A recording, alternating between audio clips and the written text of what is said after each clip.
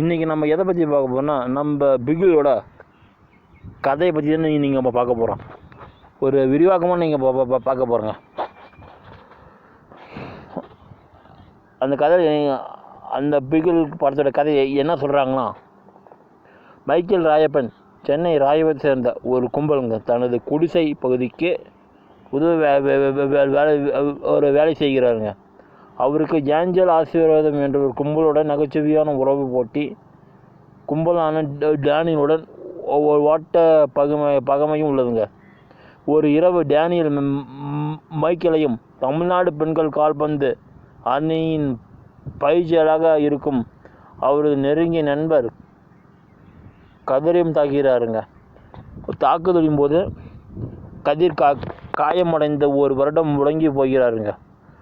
டெல்லியில் நடைபெறவிருக்கும் தேசிய சாம்பியன்ஷிப்பில் பங்கேற்க அனுமதிக்க கதிர் தமிழ்நாடு கால்பந்து சங்கத்திடம் தனது முன்னாள் அணி வீரர் பிகிலை மாற்றுமாறு கோருகிறாருங்க.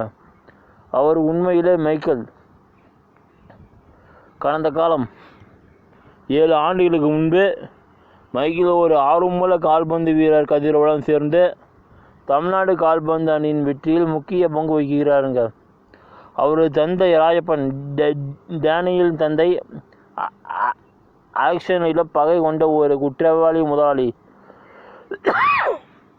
மைக்கேல் குற்ற வாழ்க்கையில் முடிவடைதை விரும்பாததால் ராயப்பன் அவரது கால்பந்து மீதான ஆர்வத்தை ஊக்குவிக்கிறாருங்க.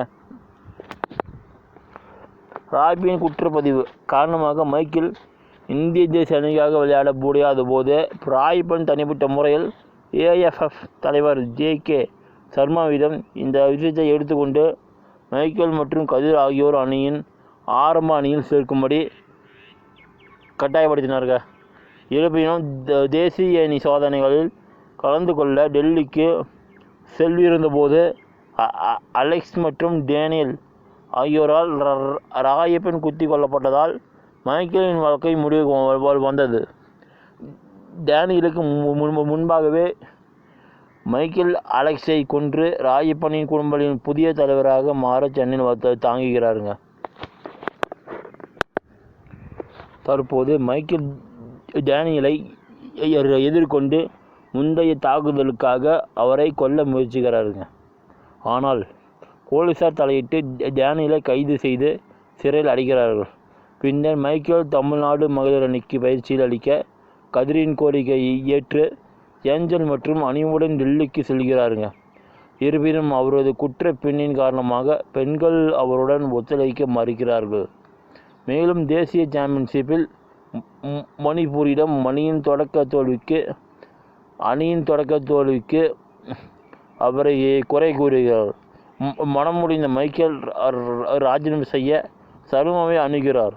ஆனால் தேசிய அணியில் சேர ராயப்பன் கைகளில் தான் சந்தித்த அவமானத்திற்கு பழிவாங்கும் விதமாக சர்மா தன்னை குறிவைக்கிறார் என்பதையும், போட்டிக்கு முன்பு மைக்கேலை தாக்க ஆயுதமேந்திய தாக்குதல்காரர்களை அனுப்பியவர் என்பதையும் விரைவில் கண்டுபிடிக்கிறார். இருப்பினும் மைக்கேல் பெண்களை தனக்கு ஆதரவளிக்க சொல்லி சமாதானப்படுத்தி சாம்பியன்ஷிப் வெல்ல அவர்களை தீவிரமாக பயிற்றுவிக்கிறார். அணியின் பலத்தை அதிகரிக்க 2 முன்னாள் முக்கிய வீரர்களை மீண்டும் அழைத்து வருகிறார். பழமைவாத குடும்பத்தில் திருமணம் செய்து கொண்ட பிறகு கால்பந்து விட்டு வெளியேறிய பிராமண பெண் காயத்ரி மற்றும் ஒரு ஆண் தனது அட்டூழியங்களை நிராகரித்ததால் அவள் மீது ஆசிட்டு வீசியத்திலிருந்து மன அழுத்தத்தில் இருக்கும் அனிதா கர்ப்பிணி காயத்ரியை கால்பந்து விளையாட ஏஞ்சல் தூண்டுகிறார். ஹரியானாவுக்கு எதிரான தமிழ்நாட்டின் அடுத்த போட்டியில் அவர்களை வெளியேற்ற சர்மா மோசடி செய்ய முயன்ற போதிலும் அவர்கள் போட்டியை வென்றனர்.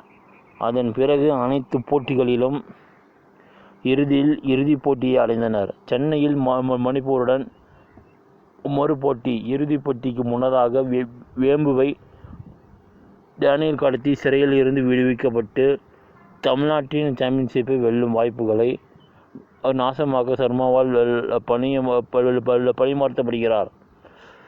அவள் குணமடைந்தாலும் ஊக்கமருந்து சோதனையில் தோல்வி அடைந்தால் அவளால் இறுதிப் போட்டி விளையாட முடியவில்லை. அணியின் கேப்டன் தென்றலையும் டேனியல் கடத்துகிறார். அவர் அவளுக்குள் கோகனை வலுக்கட்டாயமாக செலுத்தி முயற்சிக்கிறார். மைக்கேலும் டேனியலை கடத்தி கொகைன் ஊசி மூலம் செலுத்துகிறார். மைக்கேல் டேனியல் ஆட்களை அடித்து டேனியல் தனது வீட்டிற்கு துரத்தி சென்று அவரை கொல்லத் தொடங்குகிறார். ஆனால் டேனியல் இளம் மகனை பார்த்ததும் டேனியலை கொல்வதன் மூலம் அந்த சிறுவனின் எதிர்காலம் தன்னை போல மாறக்கூடாது என்பதை உணர்ந்தால் அவர் தனது மனதை மாற்றி டேனியலை காப்பாற்றுகிறார். மறுநாள் தமிழ்நாடு அணி மணிப்பூரை எதிர்த்த இறுதிப் போட்டியில் விளையாடுகிறது. இந்த போட்டி ஒரு த்ரில்லர் போட்டியாக மாறியதுங்க. பெனால்டி ஹிட் அவுட் மூலம் தமிழ்நாடு சாம்பியன்ஷிப்பை வென்றதுங்க. மைக்கேலும் அணியும் தங்கள் வெற்றியை சக்கர நாற்காலியில் இருந்து போட்டியை பார்த்து கொண்டிருந்த கதிருக்கு அர்ப்பணிக்கின்றனர். பின்னர் மைக்கேல் சர்மாவை போதைப்பொருள் வைத்திருந்ததாக அமலப்படுத்தினார். இதன் விளைவாக அவர் மலேசியாவில் விடுமுறையில் இருந்தபோது கைது செய்யப்பட்ட பின்னர் தூக்கிலிடப்பட்டார். சில மாதங்களுக்கு பிறகு மைக்கேல் குழந்தைகளுக்கான கால்பந்து பயிற்சியை மேற்கொள்கிறார். டேனியல் மகன் அவரது மாணவர்களில் ஒருவர். அவர் எப்போதும் மைக்கேலுடன் சமாதானம் செய்து கொண்டுள்ளார்.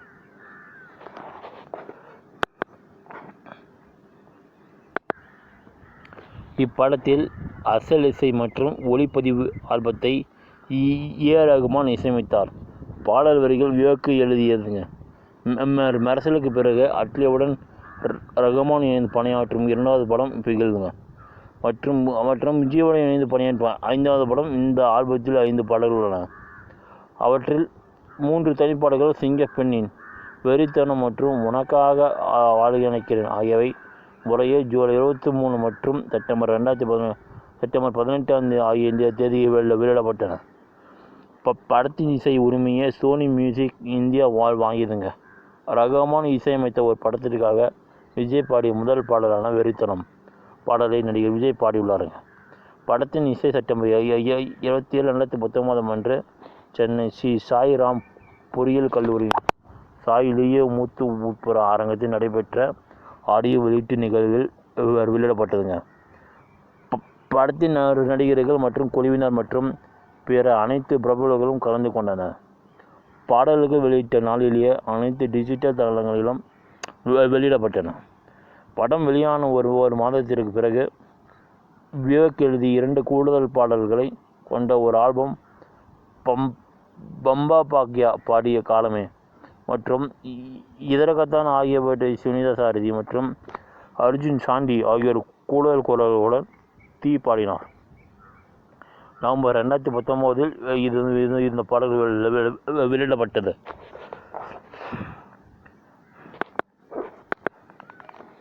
விஜயின் பிறந்த நாளுக்கு முந்தைய நாளான ஜூன் 21, 2019 அன்று படத்தின் தலைப்பு பிகில் என்று வெளியிடப்பட்டது. முதல் பார்வை அதே நாளில் வெளியிடப்பட்டது. இதில் விஜய் இரட்டை வேடத்தில் நடித்தாருங்க. ஒன்று கால்பந்து வீரர், மற்றொன்று கேங்ஸ்டர். இந்த படத்திற்காக விஜய் உப்பு மற்றும் மிளகை சிகை அலங்காரம் அணிந்துள்ளனர். படத்தின் 2வது பார்வை சுவரொட்டி ஜூன் 22 அன்று நள்ளிரவு வெளியிடப்பட்டதுங்க. இதில் விஜயின் பல பரிமாண வடிவம் இடம்பெற்றுள்ளது மற்றும் அதே நாள் மாலையில் சுவரொட்டி வெளியிடப்பட்டது. திருமலை 2003 ஐப் போலவே விஜய் ஒரு சைக்கிள் சங்கிலியை வைத்திருப்பது போன்றது. படத்தின் புதிய சுவரொட்டி ஆகஸ்ட் 28 2012 வெளியிடப்பட்டது. இதில் விஜய், ஆனந்தராஜ், யோகி பாபு மற்றும் பலர் இடம்பெற்றுள்ளனர். திரையரங்கம் ட்ரெய்லர் பண்டு 2019 வெளியிடப்பட்டதுங்க மற்றும் வெளியான 14 மணி நேரத்துக்குள் 14 மில்லியன் பார்வைகளை தாண்டியதுங்க. படத்தின் ட்ரெய்லர் 4 நாட்களுக்குள் 2 மில்லியன் லைக்குகள் தாண்டி அதிக லைக்குகள் பெற்ற இந்திய ட்ரெய்லர் மாறியதுங்க. அதன் சாதனையை சுந்தர் சிங் ராஜ்புத்திரன் மரணத்திற்கு பிந்தைய படமான தில் பேச்சா முறியடித்ததுங்க. இது 10 மில்லியனுக்கு அதிகமான லைக்குகளை கடந்து உலகின் அதிக லைக்குகள் பெற்ற ட்ரெய்லராக மாறியதுங்க. இருப்பினும் 2 படங்களில் ட்ரெய்லருக்கு உலகின் அதிக லைக்குகளை பெற்ற ட்ரெய்லர்கள் பட்டியலிடப்பட்டுள்ளன. பிப்ரவரி 19, 2020 நிலவரப்படி இது அதிக பார்க்கப்பட்ட தமிழ் ட்ரெய்லர் ஆகுங்க. இது 50 மில்லியனுக்கு அதிகமான பார்வைகளை பதிவு செய்துள்ளன. விளம்பர நோக்கங்களின் ஒரு பகுதியாக ஏஎஸ் என்டர்டெயின்மெண்ட் இந்திய தொழில்முறை கால்பந்து கிளப்பான சென்னை சிட்டி எஃப்சியுடன் இணைந்து 2019 அக்டோபர் 19-20 தேதிகளில் வேளச்சேரி, சென்னை டிக்கி டக்காவில் ஒரு மினி நாக் அவுட் போட்டியை ஏற்பாடு செய்தது. இந்த போட்டியில் இந்தியா முழுவதும் பல்வேறு மாநிலங்களைச் சேர்ந்த ஒரு அணிக்கு 5 உறுப்பினர்கள் என 64 அணிகள் ஈடப்பட்டன. இந்திய சூப்பர் லீக் 6வது சீசனுக்காக தயாரிப்பாளர்கள் சென்னையின் எஃப்சியுடன் கூட்டு சேர்ந்தனர். மேலும் ஸ்கை ஸ்போர்ட்ஸுடன் இணைந்து ஏஜிஎஸ் மற்றும் சென்னையின் எஃப்சி ஆகியவற்றால் மெய்நிகர் எஸ்போர்ட்ஸ் சாம்பியன்ஷிப் ஏற்பாடு செய்யப்பட்டதுங்க. இந்த போட்டி அக்டோபர் 15ஆம் தேதி 2019 அன்று அவுட் கேமிங் லவுஞ்சில் கொச்சியில் மற்றும் ஆர்க்மென்சிஸ் கேமிங் இந்தியாவில் சென்னை 17-20 அக்டோபர் 2019 நடத்தப்பட்டதுங்க. இப்படத்தை சந்தைப்படுத்தல் நோக்கங்களுக்காக படத்திற்கான புதிய ட்விட்டர் இமோஜி தொடங்கப்பட்டதுங்க.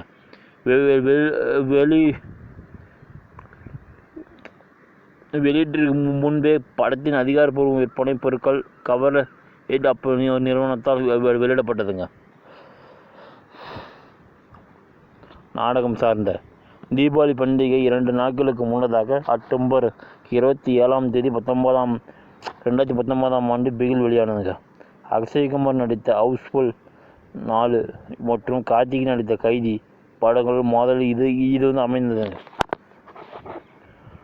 2014ஆம் ஆண்டு மெர்சல் மற்றும் 2018ஆம் ஆண்டு சர்கார் படங்களுக்கு பிறகு விஜயின் 3வது தீபாவளி வெளியீடாக இது அமைந்ததுங்க. இந்த படம் உலகளவில் 4500க்கும் மேற்பட்ட திரைகளில் வெளியிடப்பட்டதுங்க. படைப்பாற்றல் மிக்க தயாரிப்பாளர் அர்ச்சனா கல்பாத்தி மற்றும் இது விஜயின் வாழ்க்கையில் மிகப்பெரிய வெளியீடு என்று கூறினார். திரைப்பட தயாரிப்பாளர் ஜனஜன் இந்தியா கிட்ஸ் என்ற ஊடக சேனலுக்கு பேட்டியளித்தார். இந்த படம் தமிழ்நாடு முழுவதும் 700க்கும் மேற்பட்ட திரைகளில் திரையிடப்படும் என்று கூறினார். கர்நாடகம் முழுவதும் 400க்கும் மேற்பட்ட திரைகளில், ஆந்திரா மற்றும் தெலுங்கானா முழுவதும் 650 திரைகளிலும், கேரளாவில் 250 திரையுலகங்களில், வட இந்தியா முழுவதும் 200 திரையரங்குகளில் இந்த படம் திரையிடப்பட்டதுங்க. வெளிநாட்டு சுற்றுகளில் America, England, Canada, Malaysia, Singapore, Ilangai மற்றும் பிரான்ஸ் போன்ற 45 நாடுகளில் 700க்கும் மேற்பட்ட திரையரங்குகளில் திரையிடப்பட்டதுங்க. ஐமேக்ஸ் வடிவத்தில் திரையிடப்பட்ட முதல் தமிழ் படமாக இது அமைந்ததுங்க. நாட்டின் இந்திய படங்களின் அமோக வரவேற்பு காரணமாக சீனாவில் பரந்த அளவில் படத்தை வெளியிட கல்பாத்தி இறுதியில் திட்டமிட்டதுங்க. ஆனால் அது திட்டமிட்டபடி வெளியிடப்படவில்லை. எகிப்து மற்றும் ஜோர்டானில் வெளியிட்ட முதல் தமிழ் படம் பிகில் ஆகுங்க. அங்கு இது அக்டோபர் 30 மற்றும் 5 ஆகிய தேதிகளில் முறையே நாடுகளில் திரையிடப்பட்டதுங்க. இந்த படத்தின் ஒட்டுமொத்த வெளியீட்டுக்கு 350-400 கோடிங்க வசூல் $40-42 மில்லியன் வரை இருக்குங்க என்று எதிர்பார்க்கப்படுகிறது. இதில் திரையுரங்க செயற்கைக்கோள், டிஜிட்டல் ஆடியோ மற்றும் டப்பிங் உரிமைகள் அடங்குங்க. இன்டர்நேஷனல் பிசினஸ் டைம்ஸின் அறிக்கையின்படி தயாரிப்பு நிறுவனத்தால் விதிக்கப்பட்ட முதலீட்டில் 60% படத்தை மீட்டெடுத்து படத்தின் விநியோக உரிமைகளை ஸ்கிரீன்ஸின் $12 மில்லியன் வாங்கியது வழக்கமான விதிமுறைக்கு எதிராக விலையில் பெரும் பகுதியை முன்கூட்டியே செலுத்த முடிவு செய்ததுங்க.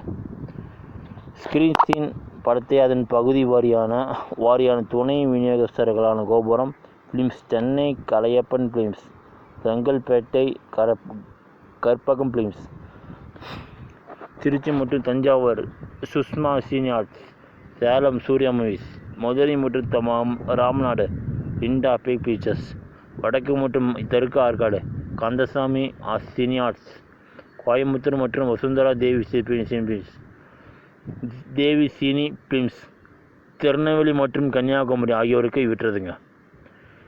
யூனிட் இந்தியா எக்ஸ்போர்ட்ஸ் மற்றும் எக்ஸ் ஜெனரல் ஸ்டுடியோஸ் இணைந்து படத்தின் வெளிநாட்டு திரையரங்குகளின் உரிமைகளை 90 கோடிக்கு வாங்கியுள்ளது. இதோட யூஎஸ் மதிப்பின்படி 11 மில்லியனுங்க. ஆந்திரா மற்றும் தெலுங்கானா விநியோக உரிமைகளை மகேஷ் எஸ் கோனரோஎஸ்ட் கோஸ்ட் ப்ரொடக்ஷன்ஸ் என்ற பாதகையின் 30 கோடிக்கு வாங்கிடுங்க. கர்நாடக திரையரங்க 30 கோடிக்கு வாங்கிடுங்க. நடிகர் பிருத்விராஜ் சுகுமாரன் படத்தின் கேரளா விநியோக உரிமையை 25 கோடிக்கு வாங்கினதுங்க. இது அவரது பிருத்விராஜ் ப்ரொடக்ஷனால் மற்றும் மேஜிக் ஃபிலிம்ஸ் பாதையின் கீழ் விநியோகிக்கப்பட்டதுங்க. இப்படத்தின் இந்தி டப்பிங் உரிமைகளை கோட்மென்ஸ் டெல்லி ஃபிலிம்ஸ் வாங்கியதுங்க. வணக்கம் நேயர்களே, இன்றைக்கி நம்ம எதை பற்றி பேச போகிறோம்னா, நம்ம விஜய் சேதுபதி பற்றி இன்றைக்கி நம்ம பேச போகிறோம். அவர் நம்ம மக்களின் அன்புக்குரியவராக மாறிட்டாருங்க. நம்ம விஜய் சேதுபதி அவர் ஒரு மக்கள் இயக்கங்க. அனைத்து பார்வையாளர்கள் ஒற்றுமையாக அவரை பாராட்டி உற்சாகப்படுத்திக்கிறாருங்க. நியூ இந்தியன் எக்ஸ்பிரஸ் தனது விமர்சனத்தில் எழுதியதுங்க. இதனுடைய முக்கியமான செய்திகள்: இன்றைய வணிக சினிமாவில் ஈரக்கின் ஒரே மாதிரியான பிம்பத்தை எதிர்கொள்வதில்தான் அவரது மிகப்பெரிய படம் உள்ளது என ஒவ்வொரு படத்திலும் நாம் அவரை முற்றிலும் மாறுபட்ட அவதாரத்தில் காண்கிறோமுங்க. மேலும் அவரது சமீபத்திய படமும் வேறுபட்டதல்ல என்று விஜய் சேதுபதி சரியான பாத்திரத்தையும் அவருக்கான கொஞ்சம் சிக்டையும் கொண்டிருப்பதாக தெரிகிறதுங்க. மேலும் அவர் குமார் என்ற தனது கதாபாத்திரத்தில் சிரமமின்றி நழுவுகிறாருங்க என்று ரெடிஃப் ஒரு விமர்சகர் எஸ் சரஸ்வதி குறிப்பிட்டாருங்க. சேதுபதி அதை மீண்டும் செய்து உள்ளாருங்க. தனது கொடியை உயர்த்தி தனது தீவிர ரசிகர்களுக்கு தன்னை மேலும் தெரியப்படுத்துகிறாருங்க. அவரது அப்பாவித்தனத்தின் ஆழமும் அவரது காதலில் உள்ள முட்டாள்தனமும் அவர் நடிக்கும் கதாபாத்திரத்தில் உயர்ந்து நிற்குங்க. சில விஷயங்கள் மேலும் விஜய் சேதுபதி அதை பிரம்மாண்டமாக வெளிப்படுத்தியுள்ளாருங்க என்று ஃபீனைட் கூறினாருங்க. விஜய் குருநாத் சேதுபதி காளிமுத்து இந்திய நடிகர் மற்றும் திரைப்பட தயாரிப்பாளர் ஆவாருங்க. ஜனவரி 16 1978 இது வந்து அதிகாரப்பூர்வமாக அறிவிக்கப்படுதுங்க. விஜய் சேதுபதி தேசிய திரைப்பட விருது, 2 ஃபிலிம் விருதுகள், தெற்கு மற்றும் 2 தமிழ்நாடு மாநில திரைப்பட விருதுகள் உட்பட பல பாராட்டுகளை பெற்றுள்ளார்கள். பிறந்த விஜய் சேதுபதி குருநாத் சேதுபதி என காளிமுத்து 17 அதிகாரப்பூர்வமாக அறிவிக்கப்பட்டதுங்க. ராஜாபாளையம், தமிழ்நாடு, இந்தியா. மற்ற பெயர்கள்: மக்கள் செல்வன், அல்மா மெட்டர்னு, தனராஜ். பயிற்சியின் கல்லூரி தொழில்கள். நடிகர், திரைப்பட தயாரிப்பாளர்கள். ஆண்டுகள்: செயலில் 2006 வேலை செய்யப்பட்டுள்ளதுங்க. அது மட்டும் இல்லைங்க, துபாயில் NRI கணக்காளராக இருந்ததை தொடர்ந்து விஜய் சேதுபதி தனது திரைப்பட வாழ்க்கையை பின்னணி நடிகராக தொடங்கினாருங்க. மற்றும் தென்மேற்கு பருவக்காற்று 2010 திரையுலகில் வெளியிடப்பட்டதுங்க. தனது முதல் முக்கிய கதாபாத்திரத்திற்கு முன்பு சிறிய துணை வேடங்களில் நடித்தாருங்க. சுந்தர பாண்டியன், பீட்சா மற்றும் நடுவில் கொஞ்சம் பக்கத்தில் காணும். அது மட்டும் இல்லைங்க, சூது கவும் 2013 இதற்கத்தானே ஆசைப்பட்டாயா பாலகுமாரா, பனையாரம் பத்மினியும் அது 2014ங்க. காதலும் கடந்து போகும் 2016ங்க. ஆகியவரை இந்த படங்களில் ஒரு விஜய் சேதுபதி நடிச்சுக்கிறாருங்க. அது மட்டும் இல்லைங்க, இரவி திரைப்படங்க. அவர் விக்ரம் வேதா 2017ங்க. இரவி படம் 2016 நடிச்சுக்கிறாருங்க. 2018 பேட்டை, 2018 தான் 18 1962 படம் நடிச்சுக்கிறாருங்க. அவர் 2019 பேட்ட படம் நடிச்சுக்கிறாங்க. மாஸ்டர் வந்து 2021 விக்ரம் விஜய் சேதுபதி நடிச்சுக்கிறாருங்க. 2022 விக்ரம் படம் நடிச்சுக்கிறாருங்க. அந்த படத்தில் மாதவன், விஜய் சேதுபதி எல்லாம் நடிச்சுக்கிறாங்க. அதுக்கப்புறம் விடுதலை படத்தில் பகுதி 1 நடிச்சுக்கிறாங்க 2023. விடுதலை 2 வந்து 2024 நடிச்சுக்கிறாருங்க. ஜவானில் வந்து 2023 அந்த ஆண்டாம் நடிச்சுக்கிறாங்க. மற்றும் மகாராஜா வந்து 2024 நடிச்சுக்கிறாங்க. சூப்பர் டீலக்ஸ் வந்து 2019 படத்தில் டிரான்ஸ் பெண்ணாக நடித்திருக்கிறாங்க. அவர் துணை வேடத்தில் சிறந்த நடிகருக்கான தேசிய திரைப்பட விருதை வென்றாருங்க. பின்னர் அவர் சென்னையை சேர்ந்த நாடக குழுவான கூத்துப்பி பட்டறையில் கணக்காளராக நடிகராகவும் சேர்ந்தாருங்க. அங்கு நடிகர்களை நெருக்கமாக கவனித்தாருங்க. அவர் பின்னணி நடிகராக தனது தொடக்கத்தை தொடங்கினாருங்க. குறிப்பாக ஒரு சில படங்களில் முன்னணி கதாபாத்திரத்தின் நண்பராக நடித்தாருங்க. மார்ச் 4 2006 ஆண்டில் தொடங்கிய பிரபலமான தொடர் பெண் உட்பட தொலைக்காட்சி தொடர்களிலும் கலைஞர் தொலைக்காட்சிக்காக நாளைய இயக்குனர் என்ற தொலைக்காட்சி நிகழ்ச்சியான ஒரு பகுதியாக குறும்படங்களில் நடித்தாருங்க. அவர் கார்த்திக் சுப்பராஜுடன் பல குறும்படங்கள் பணியாற்றினாருங்க. பின்னர் அந்த குறும்படங்கள் அவரது முதல் திரைப்படத்தில் நடிக்க வைத்தனருங்க. பின்னர் நோர்வே தமிழ் திரைப்படம் விழா குறும்படம் போட்டியில் அவரது ஒரு படத்திற்காக சிறந்த நடிகரான விருதை பெற்றனர். இயக்குனர் செல்வராகவனின் கேங்ஸ்டர் படமான புதுப்பேட்டை 2006 படத்திற்காக இயக்குனர் செல்வராகவனின் ஸ்டூடியோவிற்கு ஆஸ்டின் சென்ற நடிகர்கள் குழுவுடன் சேதுபதி சென்றாருங்க. மேலும் அந்த படத்தில் தனுஷின் நண்பராக நடிக்க தேர்ந்தெடுக்கப்பட்டாருங்க. சல்மானின் 2007 படத்தில் தோன்றிய பிறகு இயக்குனர் சுசீந்திரன் தனது முதல் இரண்டு படங்களான வெண்ணிலா கபடி குழு 2019 மற்றும் நான் மகன் அல்ல 2010 ஆகியவற்றில் சிறு துணை வேலையில் நடித்தாருங்க.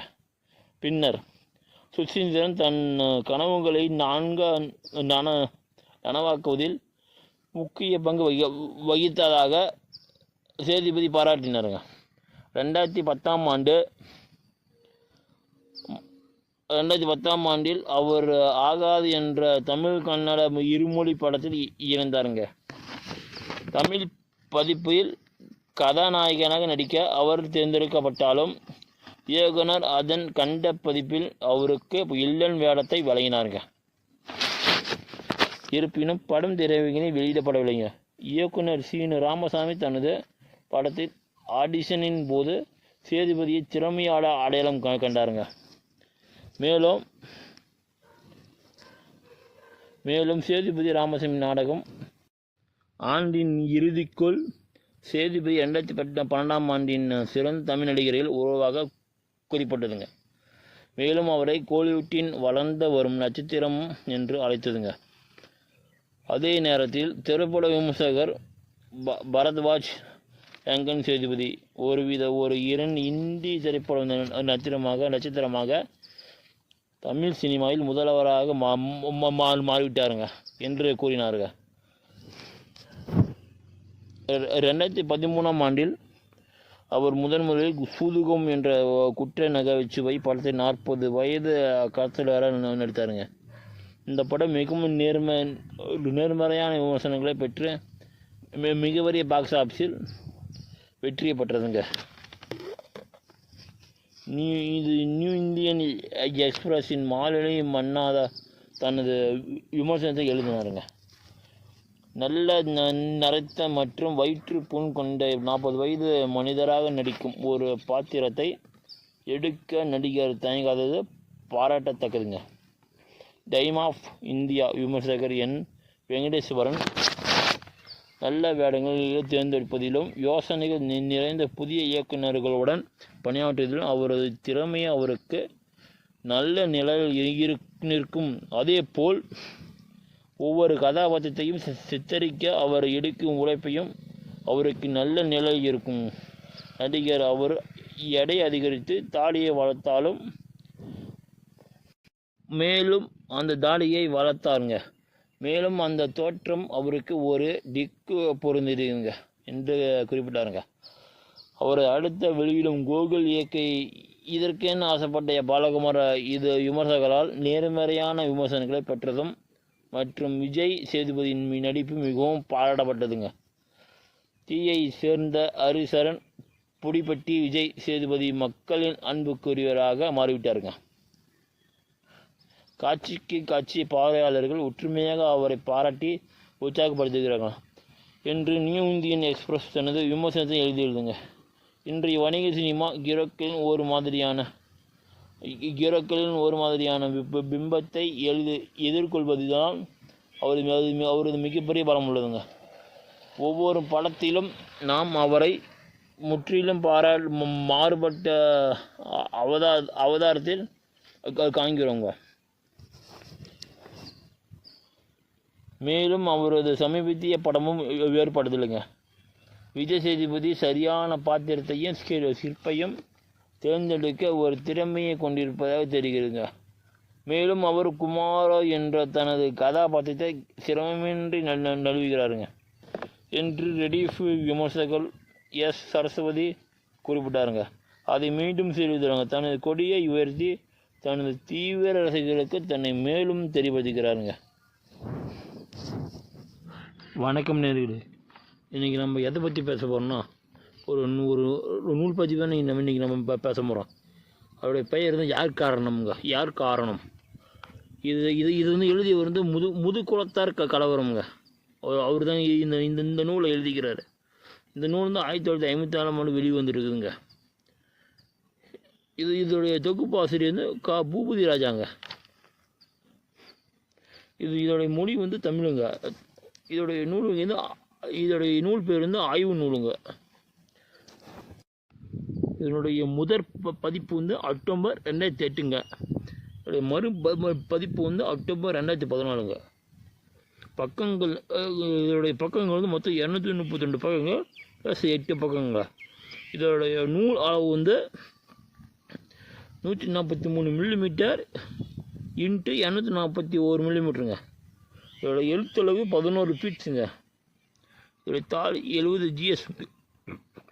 இதோட இந்த நூலுடைய புத்தக பேர் எவ்வளோனாங்க? 200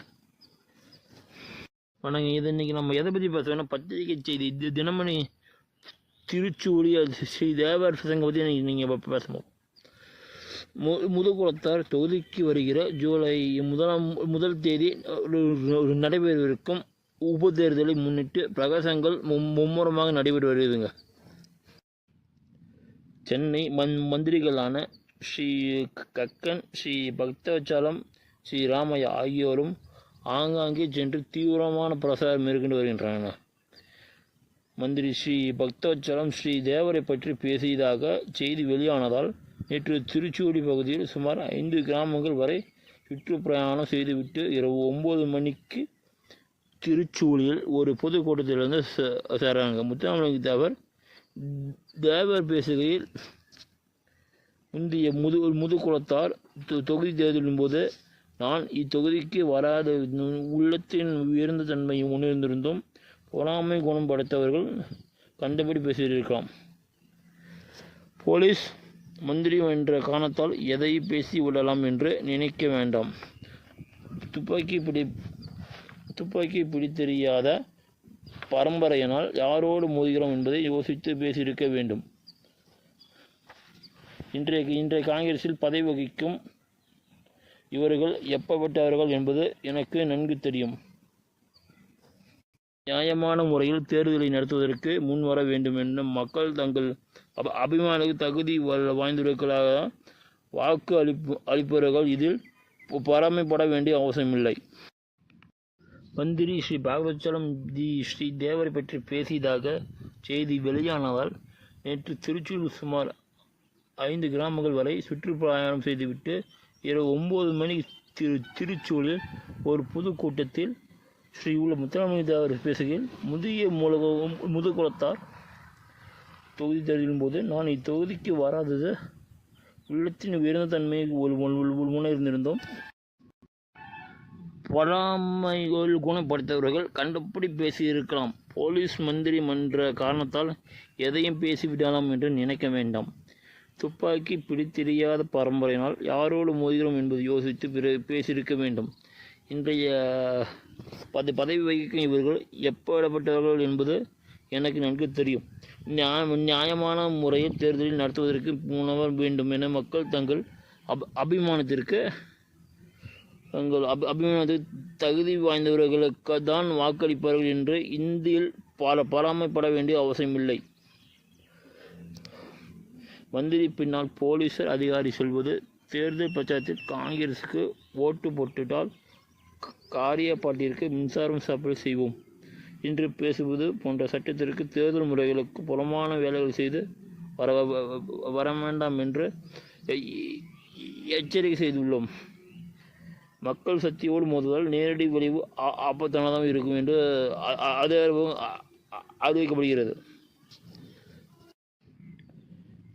முத்துராமலிங்க தேவர் குற்ற விடுதலை செய்யப்பட்டு இந்த வழக்கினை பொறுத்து விடுதலை செய்யப்படுகிறாருங்க. குற்ற வழக்கில் என்ன குற்றம் சுமத்தப்படுகின்றார்? ராமனூரில் இறந்தப்பட்டவர் மரணம் விளைவிக்கு காயத்தினால் இறந்து விட்டாருங்க. அது அருவாளால் ஏற்படுத்தப்பட்ட ஒன்றாகும். இந்த மரணத்தை ஏற்படுத்தும் காயமிந்திரிகள் யாராலும் ஏற்படுத்தப்பட்டதுங்க என தெரியவில்லை. இருந்தும் இதில் போதிலும் கட்டறிந்த அரசு தரப்பு வழக்கறிஞரை திரு வி.எல். எத்திராஜ் வாதிட்ட போல் குறிப்பிடப்பட்டவன் செயல்கள் பயங்கர ஆயுதங்களால் நடத்தப்பட்டுள்ளன என்பது நிரூபிக்கப்பட்டுள்ளதுங்க.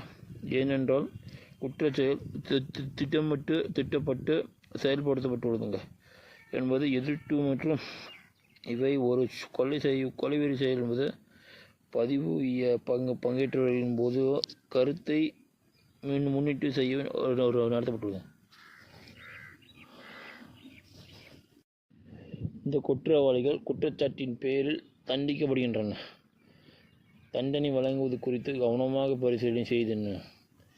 இந்த குற்றவாளிகளுக்கு வழங்கப்பட வேண்டிய குற்றம் அவ்வளவு கடினமானது அல்ல என காட்டத்தக்க சூழ்நிலை குறித்து யோசித்தலில் குறைந்த தண்டனையை நீதிமன்றம் வழங்க இயலாத நிலையில் உள்ளதுங்க. அங்குசாமி தேவர், முனியாண்டி தேவர், தவசி தேவர் இவர்கள் ஒவ்வொருவரும் இருப்பது வரை கழுத்தில் சுருக்கிக்கிட்டு தூக்கியிடப்பட வேண்டிய நீதிமன்றம் உறுதிப்படுத்துவதை இந்த எதிரிகள் ஒவ்வொரு விரும்பினாலும் மேல்முடி செய்து கொள்ளலாங்க. நீதி விசாரணைக்கு ஒத்துழைப்பு கட்டறிந்த அரசு தரப்பு வழக்கறிஞர் திரு எல். எத்திராஜ் மற்றும் வழக்கறிஞர் திரு என். கிருஷ்ணசாமி மற்றும் முதல் எதிரியின் வழக்கறிஞர் திரு வி. ராஜகோபாலாச்சாரியன் மற்றும் பிற கட்டறிந்த வழக்கறிஞருக்கு அவரது ஒத்துழைப்பு நல்கியமைக்கும் பாராட்டு தெரிவித்திருந்தால் என் கடமையின்றி தவறியானேன். என்னால் சுருக்கெழுத்திற்கு கூறப்பட்டு பிரியாக்கம் பிழைத்திருந்து செய்யப்பட்டு 1959 ஜனவரி மாதம் 7ஆம் அவரையே பாராட்டப்பட்டதுங்க. அரசு தரப்பில் விசாரிக்கப்பட்ட சாட்சிகளின் பட்டியல்: திரு சந்தானம், திரு ஜெயராஜ், திரு கிருஷ்ணன், திரு மாணிக்கம், திரு சுந்தர் வாத்தியார், திருமதி அமிர்தம் கிரேஸ், திரு கருப்பையா சேர்வை, திரு வெள்ளச்சாமி, திரு காமாட்சி, திரு நாராயண நாயர், திரு ராஜி பிள்ளை, திரு நடராஜன் செட்டியார், திரு பழனி பிள்ளை, திரு தர்மராஜ் செட்டியார், திரு வேலுக்குடுமன், திரு ரங்கசாமி ஐயங்கார், திரு கஜேந்திரன், திரு ராமநாதன், திரு பெருமல் நாயுடு, திரு திரு பெருமாள் பீட்டர், திரு CVR பணிக்கர் AS, திரு MG ஹேல்மஸ், திரு கருப்பன், திரு தனராஜ் நடார், திரு மூக்க நடார், திரு MS மோகதி நடுவர் பரமக்குடி, திரு ராஜபாண்டியன் எழுத்தர் சார்பு குற்றவியல் நடுவர் நீதிமன்றம் பரமக்குடி, திரு ராதாகிருஷ்ணன் காவலர், திரு முகமது கவுஸ் மருத்துவ அலுவலர் பரமக்குடி, திரு M துரைராஜ் சார்பு ஆய்வாளர் காவல்துறை, திரு KS சுப்பிரமணியம் சார்பு குற்றவியல் நடுவர், திரு RK நாராயணசாமி காவல்துறை ஆய்வாளர், திரு தேவதாஸ் மணி வட்ட ஆய்வாளர் காவல்துறை CID சென்னை. எதிர்த்தரப்பு திரு MD ராமசாமி MLA, திரு D சுப்பிரமணிய ராஜ், திரு ஜெயராம் ராஜ் ஓய்வு பெற்ற நில ஆய்வாளர், திரு சாமி பாண்டிய தேவர். வாழ்த்துரை திரு பூபதி ராஜா அவர்கள் எழுதிய யார் காரணம் முதற்குலத்தர கலவரம் என்கின்ற நூலை நான் முழுமையாக படித்து பார்க்கும் வாய்ப்பும் இல்லை. ஆனால் முதல் அத்தியாயமாக பசும்பொன் தேவர் பெருமானின் வாழ்க்கையை ரத்ன சுருக்கமாக இத்தனை சிறப்பாக இதுவரை நான் படித்ததில்லை. அதற்கு எனது பாராட்டுகள். தேவர் பெருமானை பற்றி தவறாக பிரசாரம் செய்த காரணத்தால் சமுதாயத்தின் இரு பிரிவுகளிடையே தொடர்ந்து ஒரு தவறான புரிந்துணர்வு இருப்பதாகவும் அதை சரி செய்து இரு பிரிவும் ஒன்றுபட்டு வாழ்வதே இது முயற்சி என்று அவர் எழுதியுள்ளது. அவரது நோக்கம் எந்த பிரிவினருக்கும் எதிரானது அல்ல என்பது ஒற்றுமைப்படுவதுதான் என்று புரிகிறது. வாழ்ந்தபோதும் எந்த தலைவரும் விமர்சனங்களை சந்திக்காமல் இருந்ததில்லை. ஆனால் மறைந்த பிறகு எந்த தலைவரையும் பற்றியும் ஒரு சிறு விமர்சனம் வந்தால் கூட அவர் மீது அன்பு கொண்டவர்கள் தாங்க இயல்வதில்லை. இந்த சூழ்நிலையில் இந்த கலவரம் குறித்து ஒரு புத்தகம், ஒரு அக்னி பரீட்சை, அதன் நல்ல நோக்கம் என வாழ்த்துகிறேன். EL கணேசன். நன்றி. அறிவுரை. இந்நூலுக்கு களப்பணியிலும் எழுத்து பணியிலும் என்னுடன் இருந்து உதவிய மேலூர் திரு M கல்யாண சுந்தரம், BCom இளஞ்சேம்பூர் திரு ராதாகிருஷ்ணன், MCom MAt சென்னை திரு அடைக்கலம் கமுதி வாகைக்குளம் திரு N துரைசிங்கம் ஆகியோருக்கும் இந்நூல் வெளிவருவதற்கு அனைத்து உதவிகளையும் அரிய பெரிய ஆலோசனைகளையும் வழங்கிய நல் உள்ளங்களுக்கு அட்டை வடிவமைப்பை ஒளி அச்சுக்கோர்வை செய்து தவிய திரு பரஞ்சோதி சிவவம்சம் சென்னை 18 கரிசல் ராஜா மோனா சரவணன் நல்ல முறையில் அச்சு பதிவு செய்து வழங்கிய ஈஸ்வரி அப்செட் பென்ஸ் ராயப்பேட்டை சென்னை 14 அட்டை அச்சிட்டு media scan system Vadapalani Chennai 26 binding செய்து உதவிய உமாபதி பைண்டிங் ராயப்பேட்டை சென்னை 14 ஆகியோருக்கு என் மனமார்ந்த நன்றிதலையும் தெரிவித்துக் கொள்கிறேன். வணக்கம் நேயர்களே. இன்றைக்கி நம்ம எதை பற்றி பேச போனால் எஸ்கேஎம் கால்நடை தீவனங்களை பற்றி நீங்கள் பேச போகிறோம். அந்த தீவனம் ஆடு மாடு மற்றும் கோழி தீவனங்களுக்கு போடப்படுதுங்க. இந்த தீவனம் எங்கே கிடைக்குதுங்கன்னா ஜெயகணேஷ் பால் சென்டருங்க, புள்ளம்பட்டி பிரிவு ரோடுங்க, இன்னம்படி போஸ்ட்டுங்க. அங்கே தாங்க இந்த எஸ்கேஎம் தீவனம் கிடைக்குதுங்க.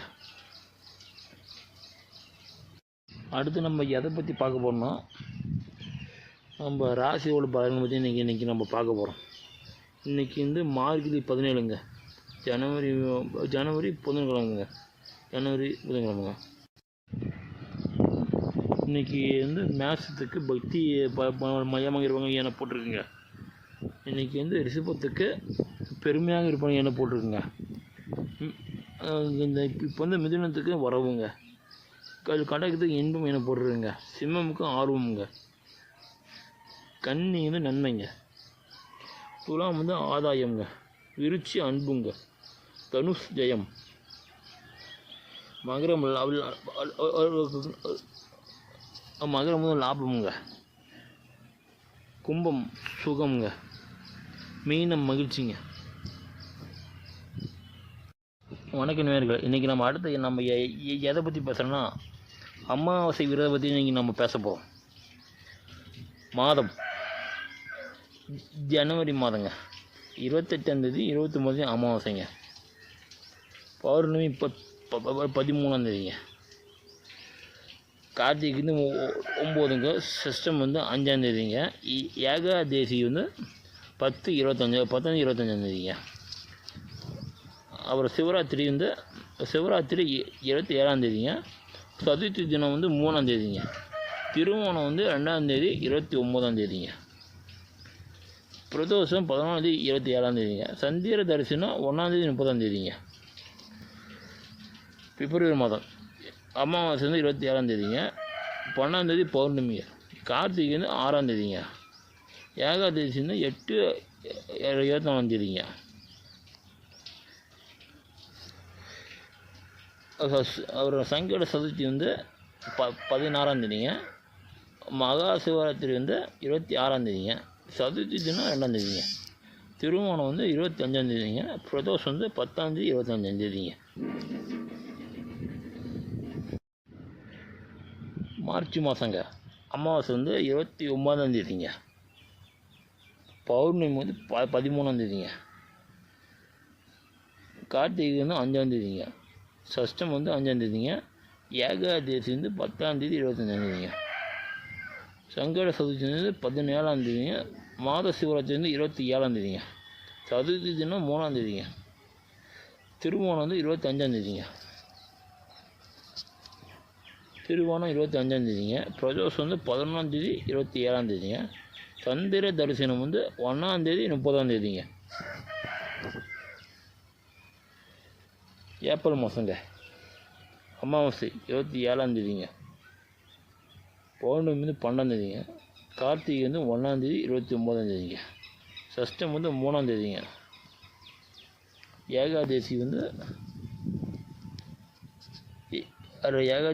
8ஆந்தேதி 24ஆந்தேதிங்க. ஏப்ரல் மாதத்தில். சங்கட சதுர்த்தி வந்து 16ஆந்தேதிங்க. பிரதோஷம் வந்து 10ஆந்தேதி 25ஆந்தேதிங்க. சந்திர தரிசனம் 29ஆந்தேதிங்க.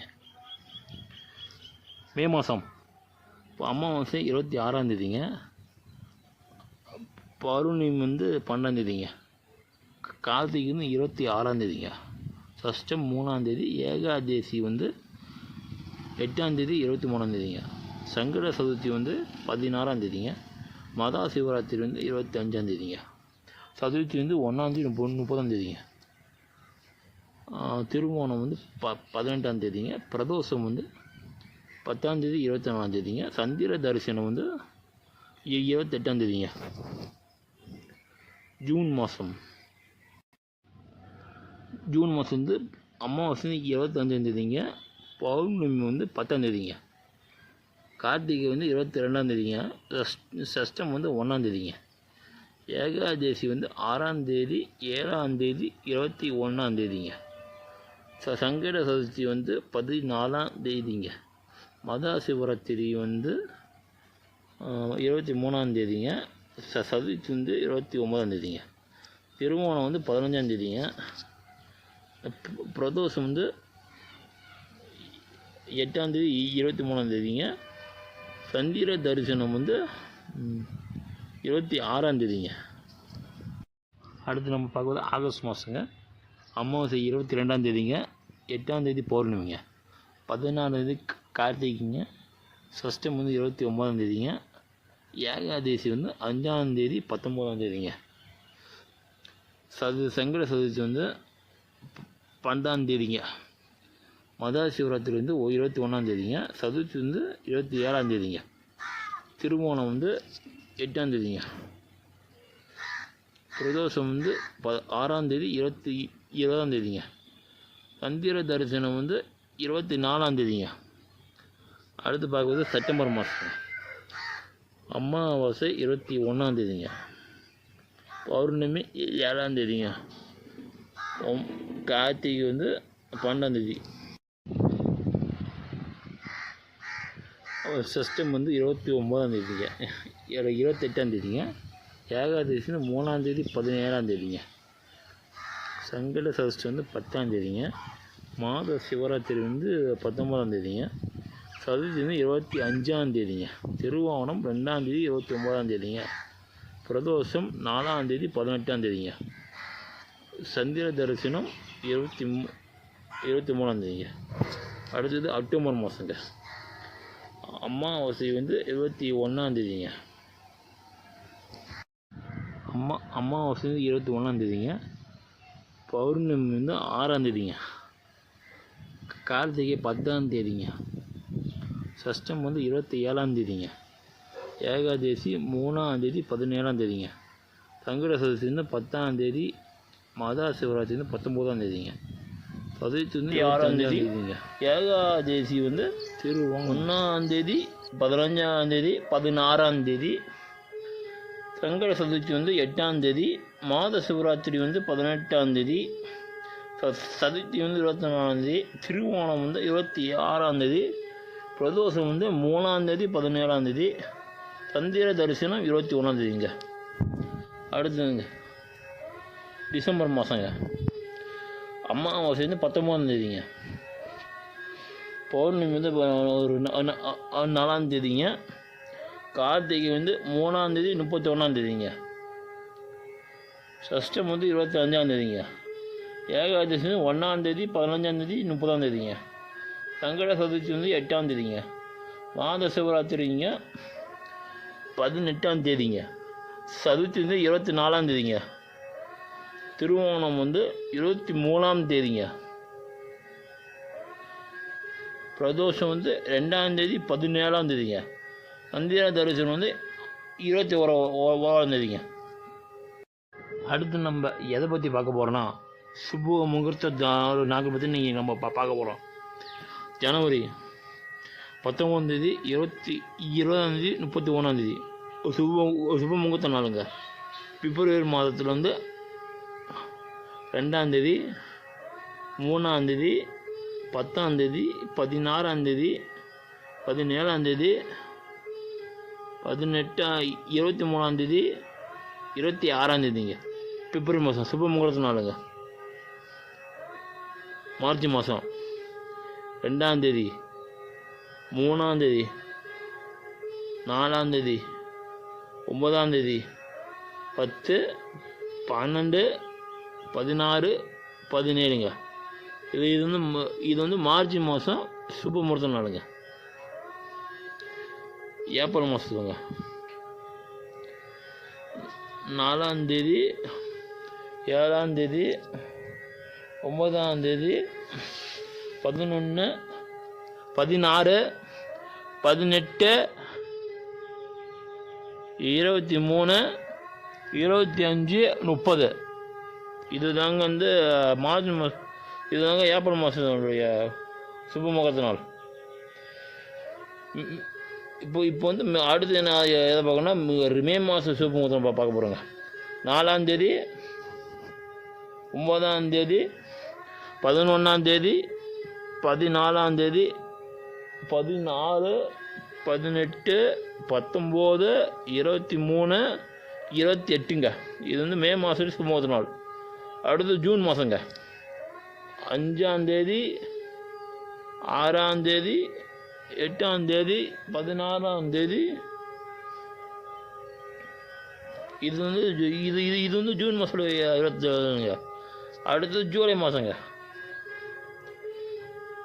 2ஆம் தேதி 7ஆம் தேதி 13ஆம் தேதி 14ஆம் தேதி 16ஆம் தேதிங்க. இது வந்து ஜூலை மாதம் சுப முகூர்த்த நாளுங்க. அடுத்தது ஆகஸ்ட் மாதங்க. 20ஆம் தேதி 21ஆம் தேதி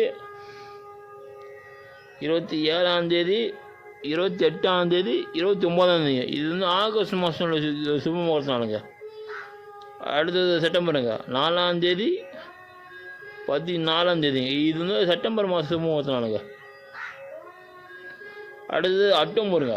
19ஆம் தேதி, 20ஆம் தேதி, 24ஆம் தேதி, 27ஆம் தேதி, 31ஆம் தேதி. இது வந்து அக்டோபர் சுபமுகூர்த்த நாளுங்க. நவம்பராம் தேதி, 3ஆம் தேதி, 10ஆம் தேதி, 16ஆம் தேதி, 23ஆம் தேதி, 27ஆம் தேதி, 30ஆம் தேதிங்க. இது வந்து நவம்பர் மாதம் சுபமுகூர்த்த நாளுங்க.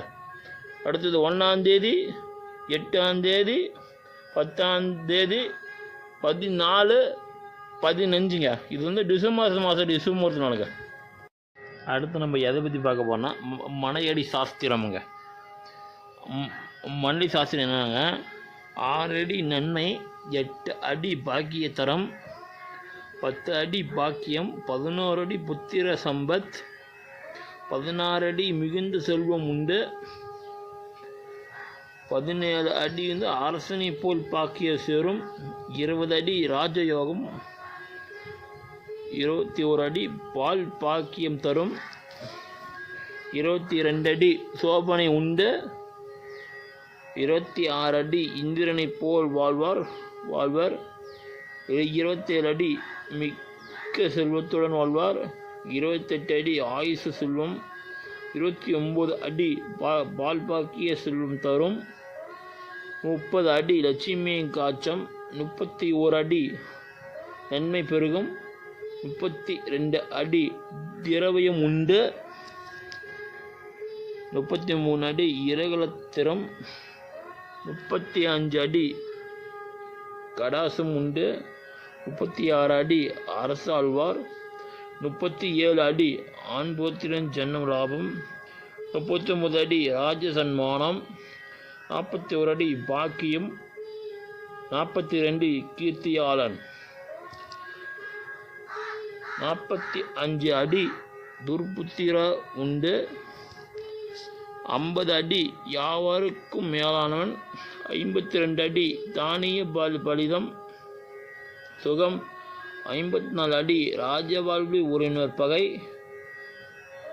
56 அடி புத்திரர் உற்பத்தி, 59 அடி சுப தரிசனம், 60 அடி பொருள் விருத்தி, 64 அடி வெகு சம்பத்து உண்டு, 66 அடி புத்திரர் பாக்கியம், 68 அடி திரவிய லாபம், 72 அடி வெகு பாக்கியம், 73 அடி குதிரை கட்டி வாழ்வான், 75 அடி சுகம் உண்டு, 77 அடி யானை கட்டி வாழ்வான், 80 அடி லட்சுமி வாசகம், 85 அடி சீமான் ஆவான், 89 அடி பல வீடு கட்டுவான், 90 அடி யோக பாக்கியம் உண்டு, 92 அடி ஐஸ்வர்யம், 95 அடி தனவான் ஆவான், 97 அடி கப்பல் வியாபாரம் போவான், 99 அடி ராஜ்யம் ஆழ்வான், 100 அடி சோமத்துடன் வாழ்வான். வணக்கம் நேயர்களே. அது அடுத்து நம்ம எதை பற்றி பார்க்க போகிறோம்னா வாட்சி செய்யும் நாட்கள். அதை பற்றி இன்றைக்கி நம்ம பேச போகிறோம். வாட்சி செய்யும் நாட்கள் 25ஆம் தேதி 1ஆம் மாதம் 2025 தை 12 சனிக்கிழமை 10:41 to 11:17 அன்றைக்கி செய்யலைங்க. அடுத்த டேட்டுங்க 6 3ஆம் மாதம் 2025 ஆண்டு மாசி 22ஆம் தேதி வியாழக்கிழமை 10:32 11:08 வரைக்கும் செய்யலாங்க.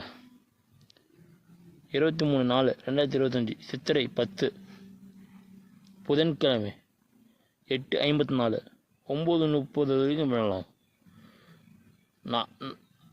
4ஆம் தேதி 6ஆம் மாதம் 2025ஆம் ஆண்டு வைகாசி 21 புதன்கிழமை 9:58 10:34 செய்யலாங்க. 27ஆம் தேதி 7ஆம் மாதம் 2025ஆம் ஆண்டு ஆடி 11 ஞாயிற்றுக்கிழமை 7:44 8:20 செய்யலாங்க.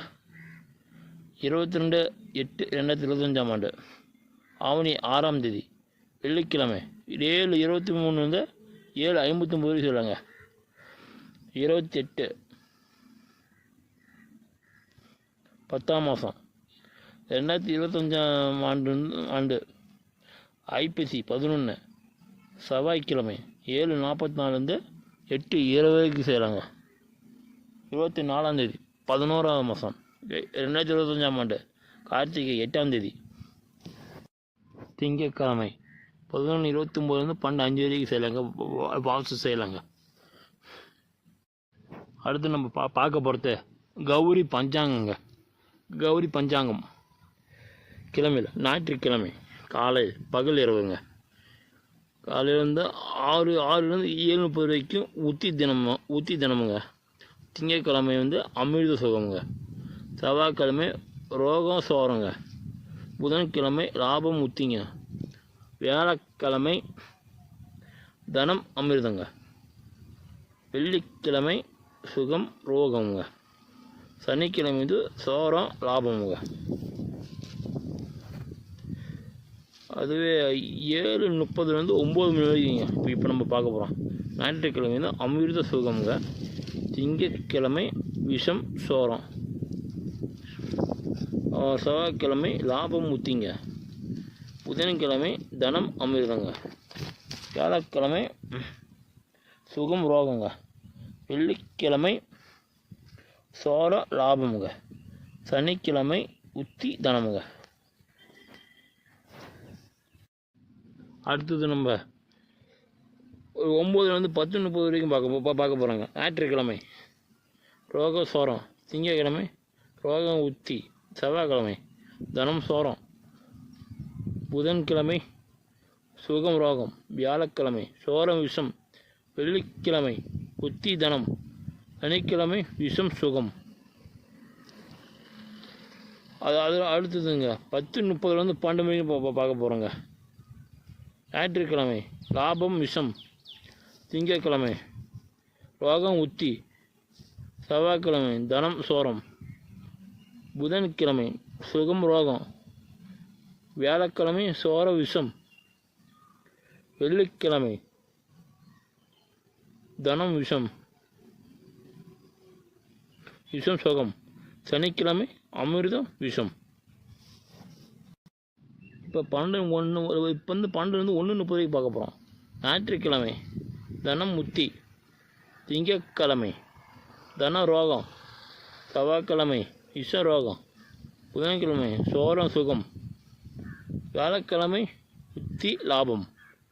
வெள்ளிக்கிழமை அமிர்த சோரம். சனிக்கிழமை ரோகம் உத்தி.